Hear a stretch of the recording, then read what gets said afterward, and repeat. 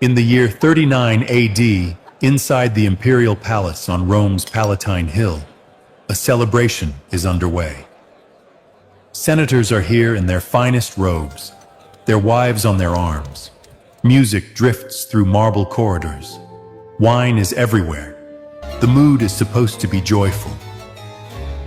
Then the emperor walks in. Gaius Julius Caesar Augustus Germanicus, better known as Caligula, raises a hand and points at a senator's wife. "Tonight she is mine," he says. "This isn't a request, it's an order."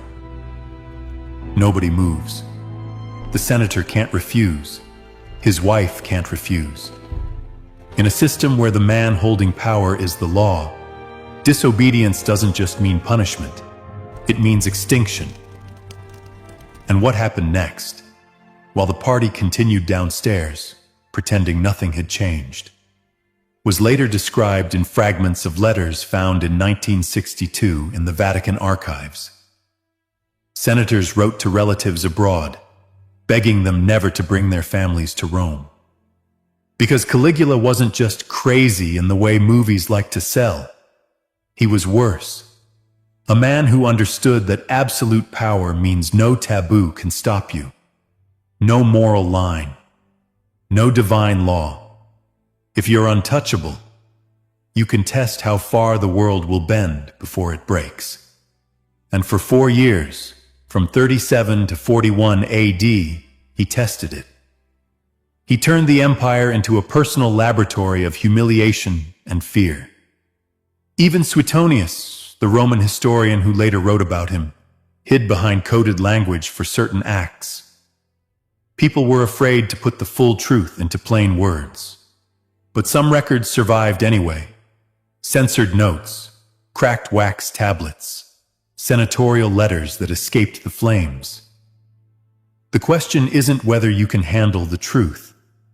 The question is whether you're ready to see what happens when one man has unlimited authority and absolutely no conscience. So let's go back into that palace. Caligula has entered the room, and nobody knows who he'll choose next. Act 1. The imperial brothel. Caligula took part of the imperial palace and turned it into a brothel, but not for common citizens. This was a trap for the highest families in Rome. According to Suetonius, Caligula sent official invitations to senatorial households. The message looked harmless: a banquet at the palace, a night of celebration. But when the couples arrived, the men were separated from the women. Wives and daughters were led into private chambers, there to be forced into prostitution for anyone the emperor designated. Husbands and fathers waited outside the doors. They could hear what was happening. They could not go in. They could not protest.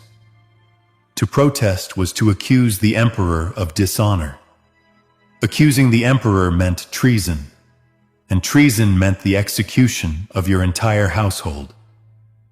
One letter found in Florence in 1978, written by Senator Lucius Vitellius, describes the night his 23-year-old wife was taken. He writes that he heard her voice through the wall. "I prayed to the gods for deafness," he says. He wasn't praying for rescue. He was praying not to hear. When she came back at dawn, he says they couldn't look at each other. Something inside both of them had died in that room. And then Caligula smiled over breakfast, as if nothing at all had happened. Here's what makes it even colder. Caligula kept accounts. A wax tablet preserved in the British Museum, dated to 39 AD, lists noble women by name, the number of clients they were forced to serve, and the money they earned. Yes, he charged money, and it went straight into the imperial treasury. This wasn't about lust. It was a demonstration. Caligula wanted to prove he could take the most respected women in Rome, reduce them to commodities, and make their husbands stand there in silence. If he could do that, then he could do anything. Act 2. Incest as a political stage show. Caligula had three sisters, Julia Agrippina, Julia Drusilla, and Julia Livilla. Multiple historians agree he slept with all three. But the shocking part isn't only that it happened, it's that he didn't hide it. He performed it. At banquets, in official settings, Caligula would order Drusilla, his favorite, to recline beside him not as a sibling, but as a wife. Cassius Dio describes dinners where Caligula treated her openly like a husband would. Everyone watched. No one looked away. Because looking away meant disapproval, and disapproval meant death. Modern scholars think he did this strategically. In Rome, incest was a social horror, but among the gods it was normal. Jupiter married his sister Juno. The Olympians kept bloodlines pure. So when Caligula practiced incest in public, he wasn't just indulging himself. He was declaring, "I am not human. I am a god." And by forcing senators to smile and applaud, he was forcing them to accept that claim.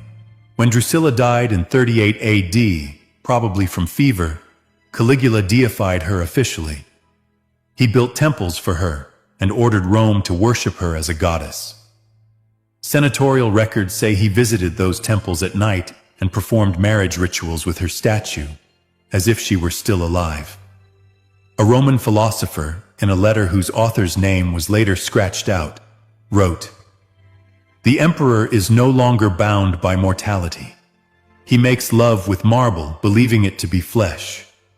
We have lost not only a sane ruler, but our ability to tell emperor from God."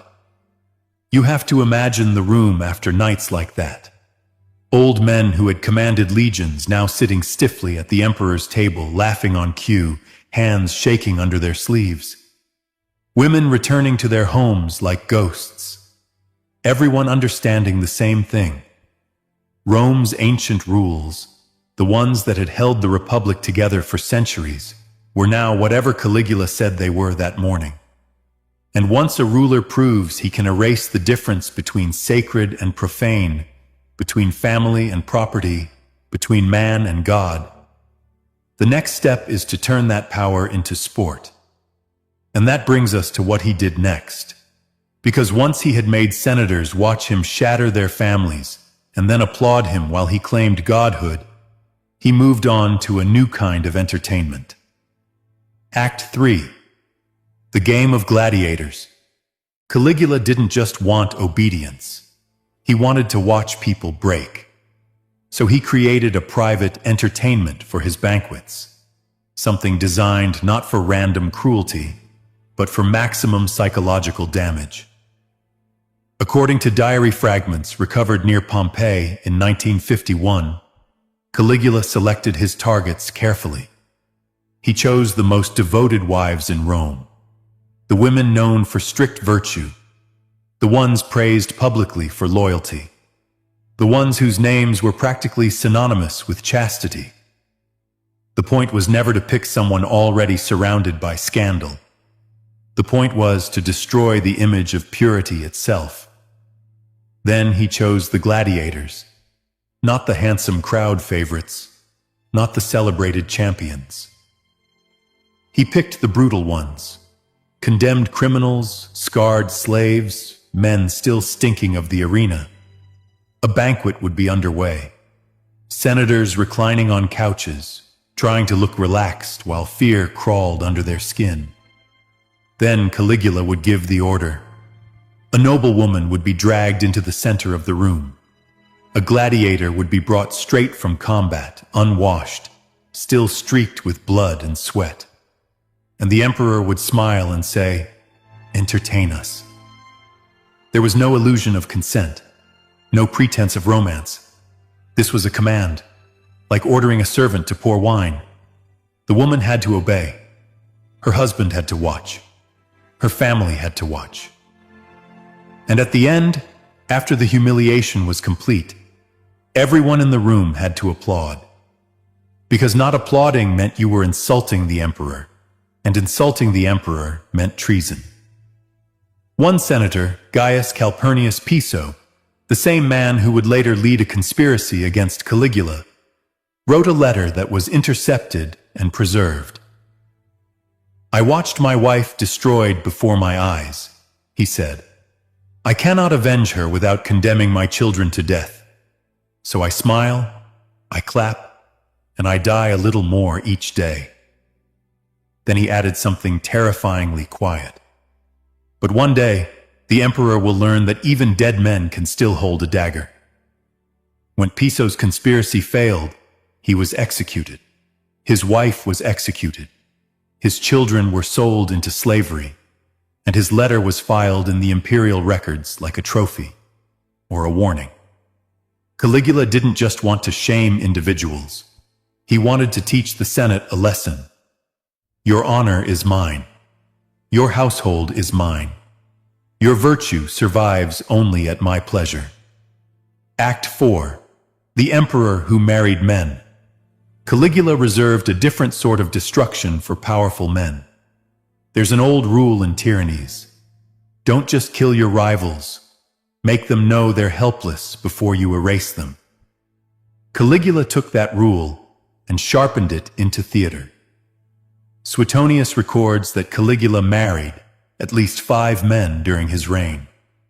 Among them were high-ranking Romans, including a consul named Lucius Vitellius and a popular actor called Menester. These weren't harmless jokes. These were official public ceremonies with veils, dowries, and legal wording. A tablet found in the Alexandria archives in 1989 contains a portion of one such marriage contract. It reads like a real document because it was one. Caligula is listed as the husband. Vitellius is listed as the wife. There are clauses about fidelity, dowry,